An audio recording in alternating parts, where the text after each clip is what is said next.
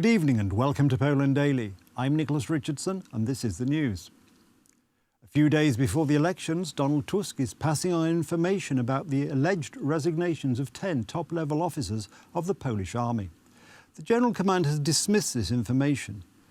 In the context of the continuing war beyond Poland's eastern border, as well as a conflict in Israel which has been going on for several days, such action may be read as an attempt by the opposition leader to destabilise the Polish army.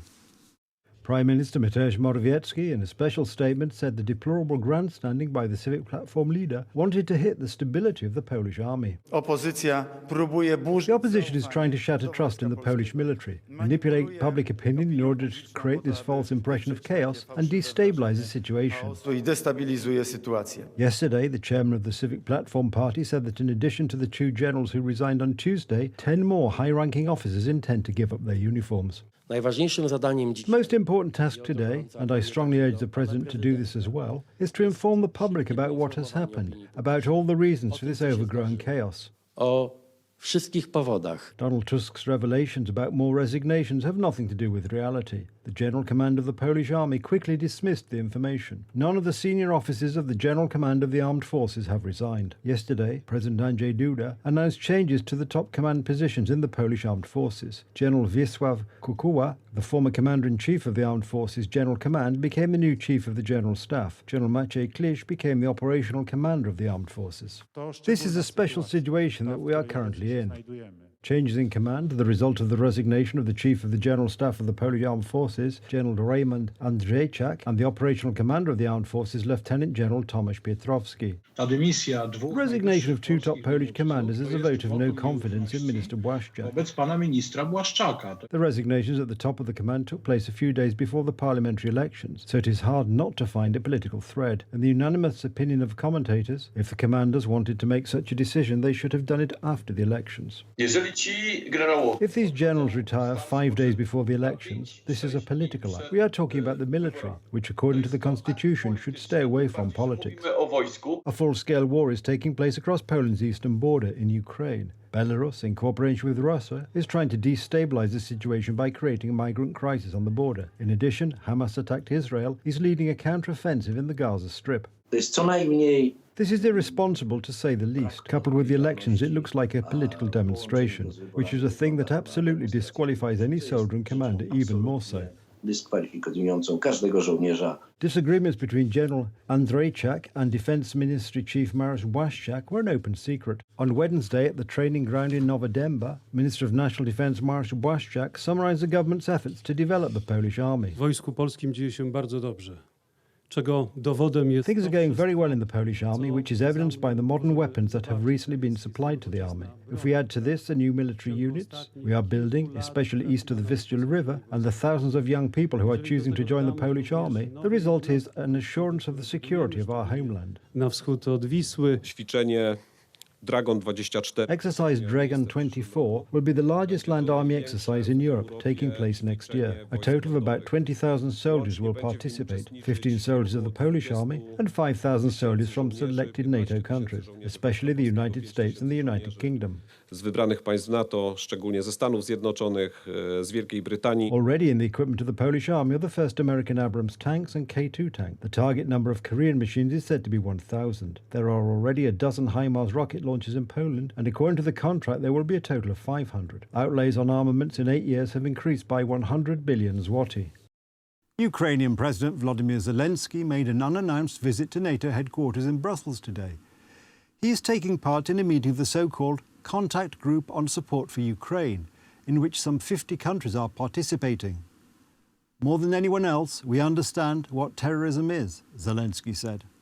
Air defense is critical to protect the cities, the economy, the critical infrastructure of Ukraine, and that helps them to help themselves, because then the economy can function, then things can work in Ukraine, and that will help the Ukrainians to also produce, to trade, to function as a normal country, and that will increase their ability to finance and to provide also ammunition themselves for the war.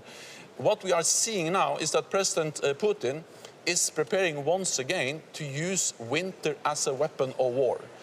meaning attacking the energy system, the gas infrastructure. We need to prevent that, and we are constantly working on ramping up production to enable Ukraine to continue to fight this just war and to continue to liberate the land. There are priorities. Air defense systems. Defense is not just basic words. We have very concrete things, and we need them in very concrete, very concrete geographic points on our land to save energy network, to save people, to save grain for transit grain, to save these routes for Africa, Asia, for the world. So it's important that long-distance missiles or long-distance weapon, doesn't matter how you call.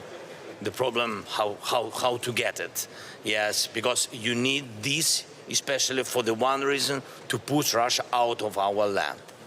And I think these two things are the most important. And the third thing, how to defend. President Zelensky, during his first visit to NATO headquarters, called on alliance members to step up support as winter approaches. Meanwhile, Russians shelled Nikopol in the Zaporizhia region. 2 people were killed and more than a dozen wounded. The death toll has risen to 55 from the Russian shelling of the village of Roza in the Kharkiv region in northeastern Ukraine. 3 people are still thought to be missing. Israeli retaliatory shelling carried out since Saturday against targets of the Palestinian terrorist organisation Hamas in the Gaza Strip has already left some 1,055 people dead and nearly 5,200 wounded. The total number of fatalities on both sides of the conflict is already more than 2,200. Israeli authorities say that a total of 1,200 Israelis have been killed in the past 4 days, 170 of them soldiers. I call on you, deliver a message through the squares and the streets, a message of anger, that we are with Palestine, that we are with Gaza, with Al-Aqsa, with Jerusalem, and that we are a part of this battle. Gaza is calling you for help. This is the moment of truth. I call firstly the surrounding countries, Jordan, Syria, Lebanon, and Egypt, all of its sons and daughters. Officially and popularly, your duty is bigger because you are closer to Palestine. To all scholars who teach jihad for the sake of God and who preach to fighters and martyrs, to all who teach and learn, this is a moment for the application of theories so that words are not just words.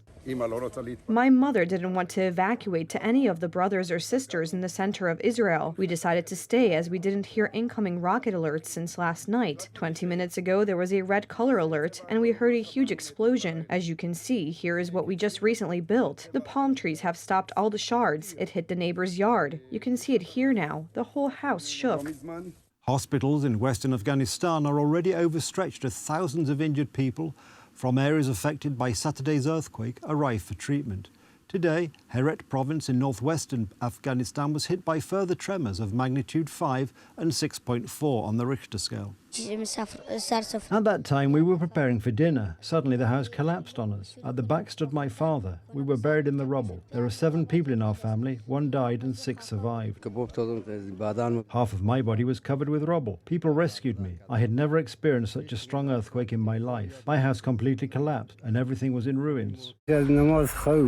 We were sleeping and suddenly the earth shook. We were in shock, but fortunately we slept in tents, and then I prayed, and then all the other houses collapsed. After sunrise, everything was over. After the first earthquake, which happened on Saturday, none of us dared to sleep in our houses because they were partially damaged. And now, after the second quake, they are all destroyed. I was really scared when the quake started, so I left the tent with all my grandchildren and stayed outside. It was very cold in the early morning, but we were afraid to go back.